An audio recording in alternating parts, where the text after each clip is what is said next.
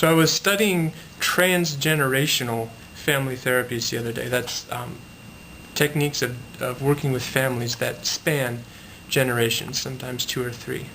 And I ran across a term called societal regression, and I just wanted to share this because I see this happening right now in our society. Societal regression. This is a concept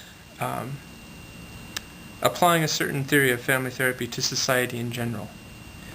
That is, during periods of social anxiety, society responds emotionally with problematic Band-Aid legislation that simply increases problems. Now these are family therapists, these are experts in working with systems that involve living creatures, human beings. And they're taking a step back and they're looking at a bigger system. They're looking at society as a whole, and they're saying, when society is under stress, when there's societal anxiety, we respond emotionally. We don't respond with our intellect. We just respond emotionally and slap legislation on things to try and fix things real quick. Band-Aid legislation. And we see a lot of that happening right now in our government.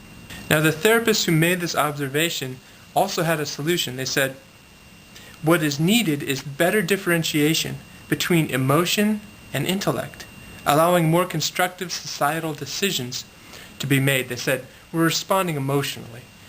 We're saying, oh no, the economy is crashing. We need to enact this legislation. We need to bail out this company. We need to do this. We need to do that.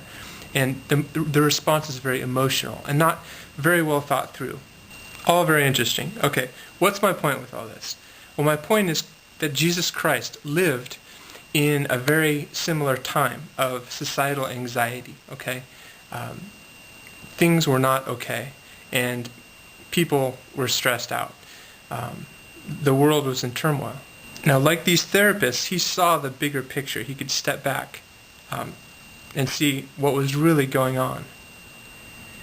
But he could step way further back and see a much bigger picture and understand much more fully what was going on as an omnipotent, omniscient God. These therapists said that we have to stop reacting emotionally and we need to start responding intellectually. But Christ, he took it one step further. Just like these family therapists who took a step back and narrowed down the problem, Christ took a big step back and narrowed down the problem even further. He said, this is what you need to do.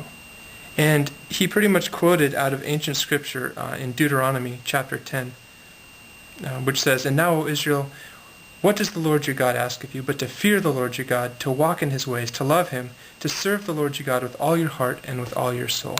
Christ said the first and greatest commandment is this one right here. Love the Lord your God with all your heart, all your soul, all your mind, all your strength. And he said the second greatest commandment is very close. It's like unto it. It's love your neighbor as you love yourself.